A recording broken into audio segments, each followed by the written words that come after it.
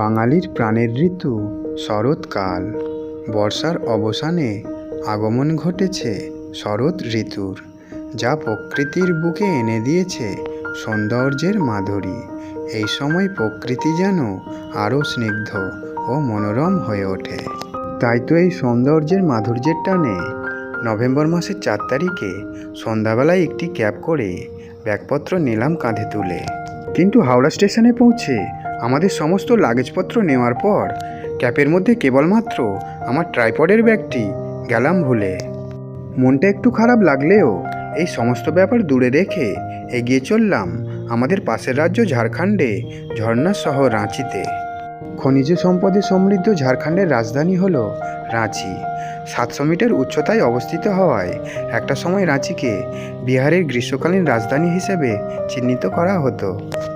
2000 সালের 15ই নভেম্বর বিহার থেকে আলাদা হয়ে তৈরি হয় ভারতের 28তম রাজ্য ঝাড়খণ্ড, আর রাঁচি হয়ে যায় তার রাজধানী। উন্নত ফ্লাইট সংযোগের কারণে রাঁচির প্রাকৃতিক পরিবেশ ভ্রমণকারীদের কাছে জনপ্রিয় হয়ে উঠেছে। আর এই ভ্রমণার্থীদের জন্য এখানে রয়েছে সবুজ অরণ্য আবৃত উঁচু নিচু পাহাড়, সুবর্ণরেখা নদী, রারু নদী এবং কাঁচি নদীর মন ভালো করা একের পর এক জলপ্রপাত। রয়েছে উঁচু পাহাড়ে জিগজ্যাগ রাস্তা বিস্তৃত একটি সুন্দর ভ্যালি, আর আছে চারিদিকে পাহাড়ের মাঝে অবস্থিত একটি অপূর্ব সুন্দর লেক, যা আপনার শরীর এবং মন দুটোই ভালো করে দেবে। আমি শ্রীকান্ত আপনাদের সকলকে স্বাগত জানাচ্ছি ঝর্ণা শহর রাঁচি থেকে।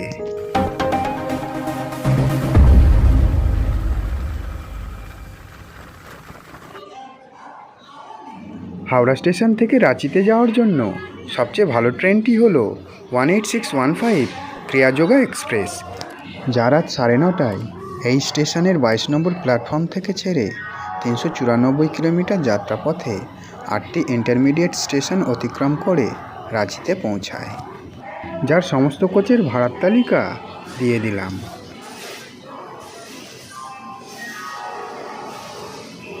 এছাড়া বন্দে ভারত এক্সপ্রেস, শতাব্দী এক্সপ্রেস অথবা রাঁচি ইন্টারসিটি এক্সপ্রেসে করেও পৌঁছে যেতে পারেন রাঁচিতে।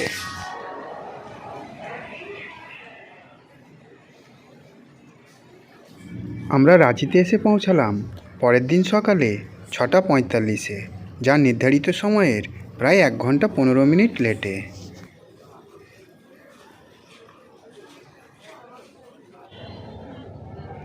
রাঁচিতে পৌঁছে আমাদের প্রথম কাজ ছিল হোটেল খোঁজা। তাই স্টেশন থেকে বেরোনোর সময় আমাদের বাঁদিক দিয়ে চলে যাওয়া স্টেশন লাগোয়া রাস্তা ধরে মিনিট 5 হেঁটে আমরা এসে পৌঁছালাম হোটেল ব্লিস রিজেন্সিতে। এখানে এসি ছাড়া সিঙ্গেল বেডের একটি রুম ভাড়া নেয় 1000 টাকা পার নাইট, কিন্তু আমরা 5 জন থাকায় একটি ডাবল বেডের রুম নিয়েছিলাম, যার ভাড়া নিয়েছিল 1800 টাকা পার নাইট।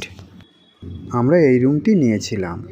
রুমটি বেশ বড় এবং পরিষ্কার পরিচ্ছন্ন, যা স্টেশন থেকে একেবারে কাছে। এই হোটেলটির পাশেই রয়েছে হোটেল প্রতাপ গ্র্যান্ড। এছাড়াও থাকা খাওয়ার জন্য এই চত্বরের চারিপাশে আরও অনেক হোটেল পেয়ে যাবেন।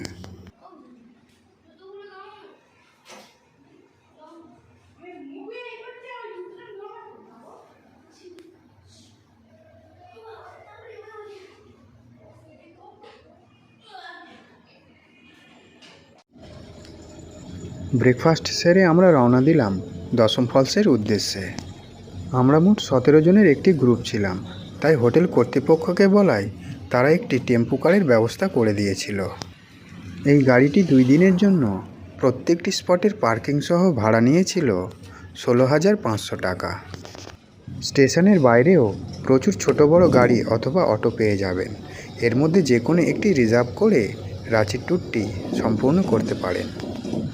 ছোট গাড়ি করলে 2 দিনের জন্য ভাড়া নেবে 6 থেকে 6,500 টাকা, আর অটো করলে 1 দিনের জন্য ভাড়া নেবে 1500 টাকা। তবে এক্ষেত্রে প্রত্যেকটি স্পটের পার্কিং চার্জ নিজেদেরকেই দিতে হয়। এছাড়া কিলোমিটার হিসাবেও গাড়ি রিজার্ভ করতে পারেন। প্রতি কিলোমিটারে ভাড়া নেবে 14 থেকে 15 টাকা।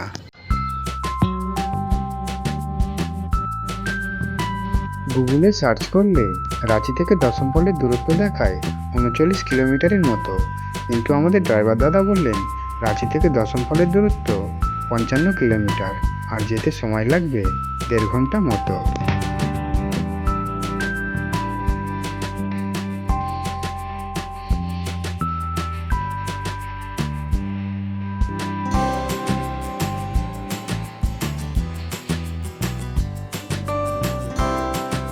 আমরা দশম ওয়াটারফলসে চলে এসেছি, আর এই যে দেখতে পাচ্ছেন এটা হচ্ছে পার্কিং লট।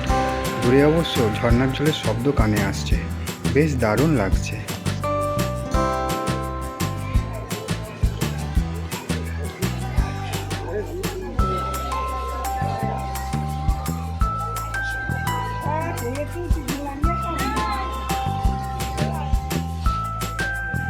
দশম জলপ্রপাতটি হল দা সঙের একটি পরিবর্তিত রূপ, মুন্ডারি ভাষায় যার অর্থ হলো জল ঢালার কাজ। বেশি নামলে বেশি আবার উঠতে হবে। তো যে কথা বলছিলাম, দা সঙের দা কথার অর্থ হলো জল, আর সং কথাটির অর্থ হলো ঢালা। জলপ্রপাতের মতো ঠিক যেন কেউ ওপর থেকে জল ঢালছে। তাই এই প্রপাতটির আগে নাম ছিল দা সং, কিন্তু পরে নাম পরিবর্তন করে দশম রাখা হয়।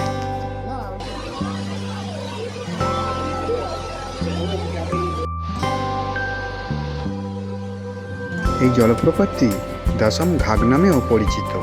এই জলপ্রপাতের প্রধান জলের উৎস হল কাঁচি নদী, যা প্রায় 144 ফুট উচ্চতা থেকে নিচে পড়ে।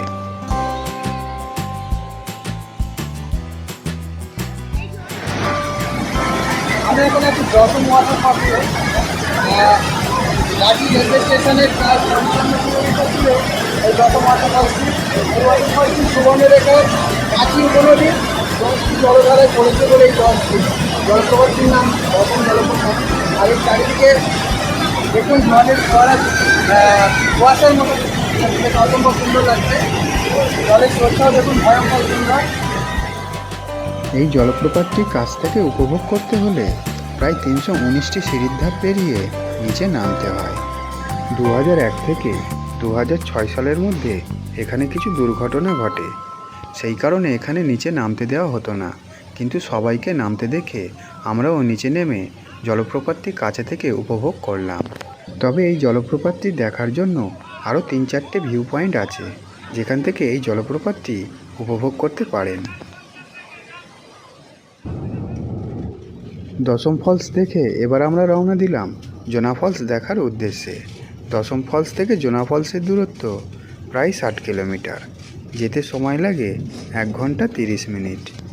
এখানে একটি ফলস থেকে আরেকটি ফলসের দূরত্ব বেশ অনেকটা এবং সময় সাপেক্ষ। তবে সবুজে মোড়া ঝাঁ চকচকে রাস্তার মধ্য দিয়ে যেতে যেতে এই দূরত্বটাকে অনেকটাই কমে দেবে চারিপাশের প্রাকৃতিক পরিবেশ ও সবুজ ধান ক্ষেত।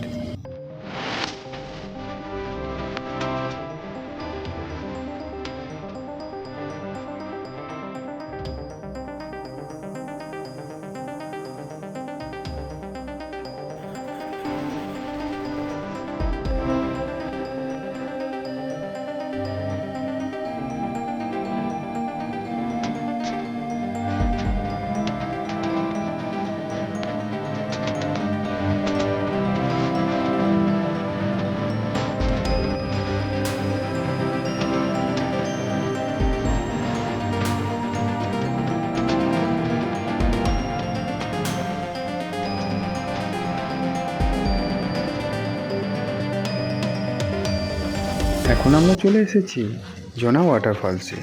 জায়গাটি কিন্তু বেশ সুন্দর। জোনা ফলস যাওয়ার জন্য 2টি রাস্তা আছে, একটি হলো বাঁ দিকের এই রাস্তাটি, আর একটি হলো ডান দিকের এই রাস্তাটি। ওরা আসছে না, ওই গেছে।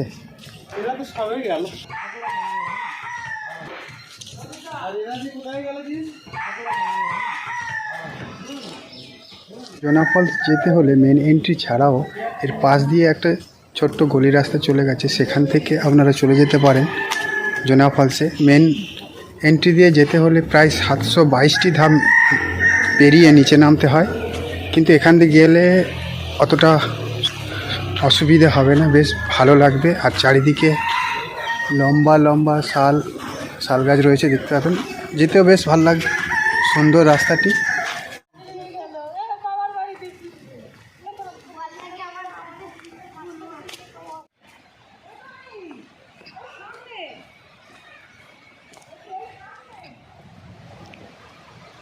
সামনে এই ঘরটির পাশ দিয়েই চলে গেছে এই রাস্তাটি। এখান থেকেই আপনারা খুব ভালোভাবে জোনা ফলসের কাছে চলে যেতে পারবেন। রাঁচি মালভূমির এক প্রান্তে অবস্থিত জোনা জলপ্রপাতটি একটি ঝুলন্ত উপত্যকার জলপ্রপাতের উদাহরণ। গঙ্গা নদীর প্রধান স্রোত রাঢ় নদীর ওপর ঝুলে থেকে এই জলপ্রপাতটি গঠন করেছে। আর এর চারপাশের পরিবেশটা সত্যিই প্রশংসনীয়। এই জলপ্রপাতটি প্রায় 141 ফুট উচ্চতা থেকে নিচে নেমে আসে।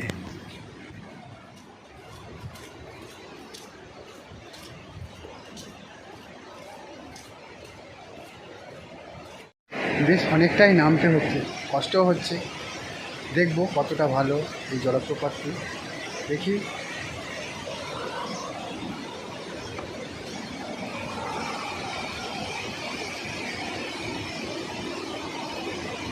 বেশ সুন্দর লাগছে, দেখি। খুব কষ্ট লাগছে, উঠতেও বেশ কষ্ট হবে, কিন্তু দেখব, বেশ ভালো লাগছে।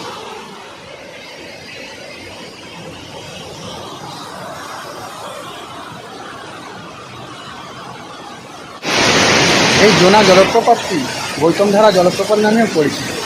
আর এইখানে আসতে হলে প্রায় 722টি সিঁড়ির ধাপ পেরিয়ে নিচে নামতে হয়। যদিও একটু কষ্টকর, তবে নিচে নেমে দেখলে খুবই ভালো লাগবে। খুব সুন্দর এই জলপ্রপাতটি।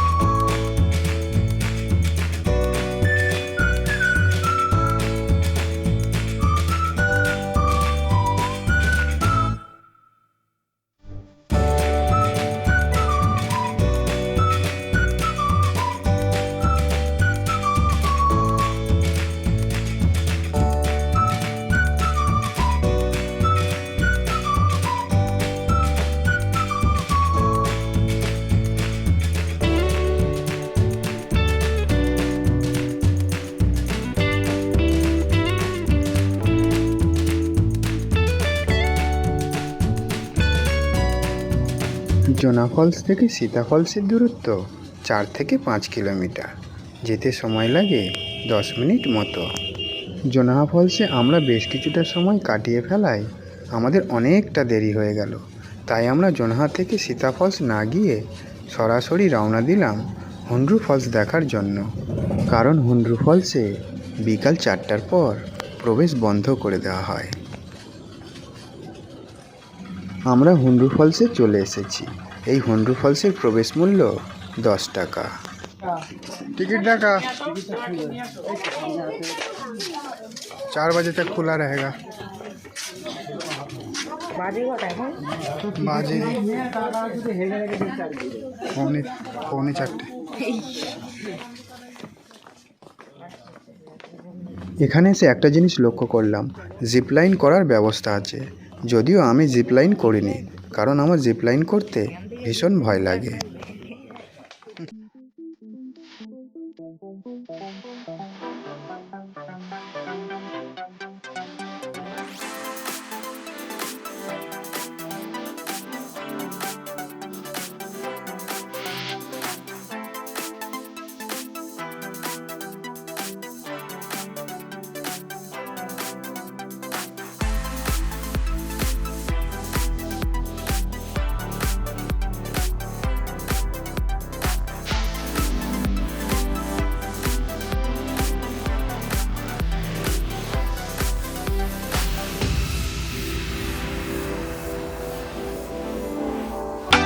আমরা এখন হুন্ড্রু জলপ্রপাতের কাছে আছি, দেখি কতটা সুন্দর।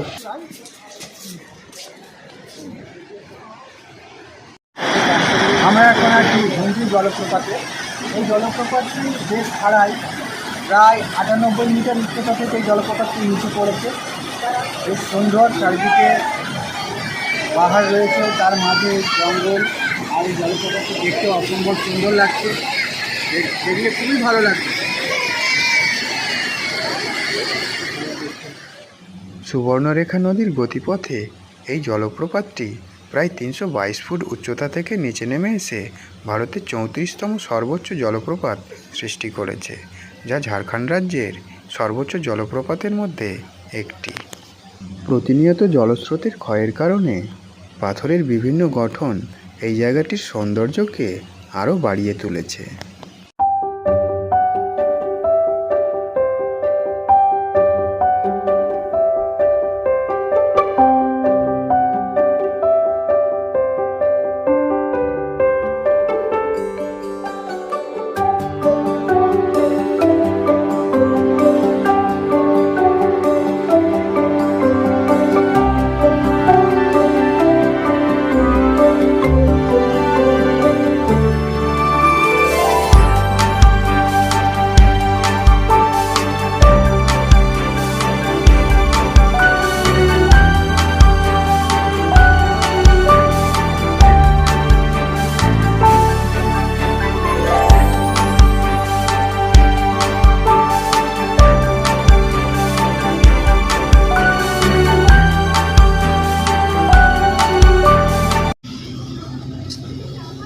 আজ আমাদের রাঁচি ট্যুরের দ্বিতীয় দিন।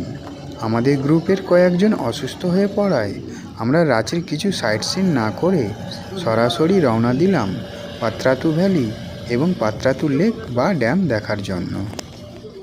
তবে আপনারা যদি রাঁচির ট্যুর করেন তাহলে অবশ্যই রাঁচির সাইট সিনগুলো ঘুরে দেখে নেবেন, যেমন টেগোর হিল, জগন্নাথ মন্দির, পাহাড়ি মন্দির, Birsa geological park, rock garden ইত্যাদি।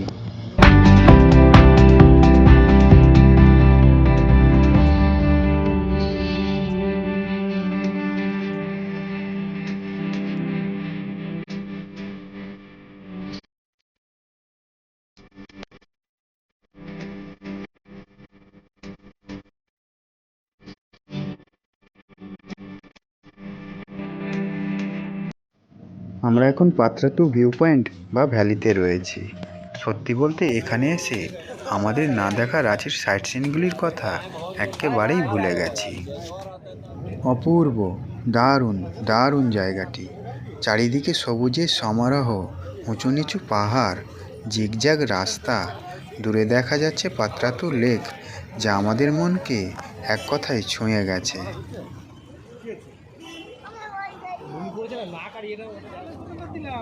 পাত্রাতু হলো এই ঝাড়খণ্ড রাজ্যের রামগড় জেলার রামগড় মহকুমারের একটি আদমশুমারি শহর, যার গড় উচ্চতা 1330 ফুট।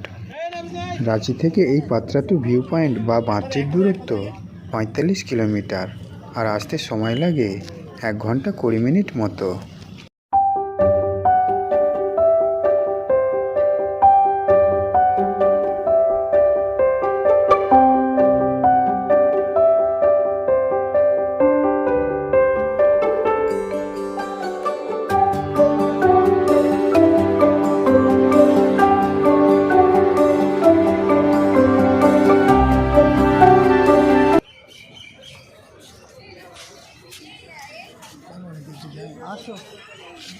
আমরা এখন চলে এসেছি পাত্রাতু লেক দেখার জন্য। এখানে প্রবেশ মূল্য মাথাপিছু 20 টাকা।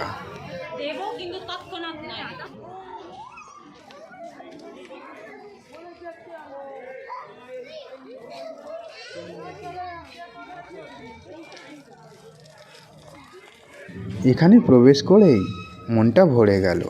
চারিদিকে সুন্দরভাবে সাজানো গোছানো গার্ডেন, রয়েছে কিছু কৃষিভিত্তিক স্ট্যাচু, আর রয়েছে ছোটদের জন্য বিভিন্ন প্রকার অ্যাক্টিভিটিস।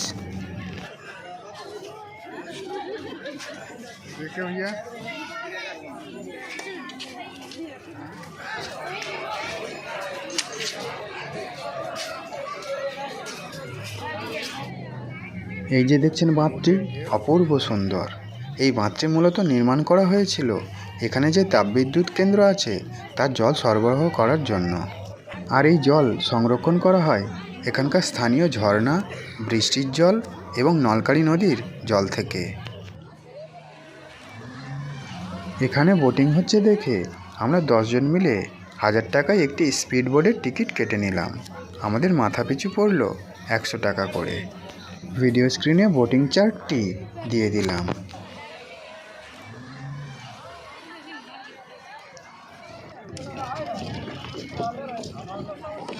আমার ভয় লাগছে বলে ধরেছি, তোর জন্য আমি ধরেছি।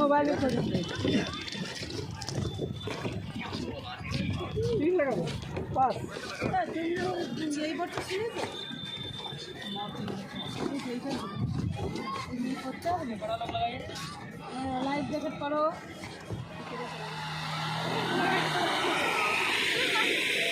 এদের গার্জেন আছে তো? এদের গার্জেন আছে তো?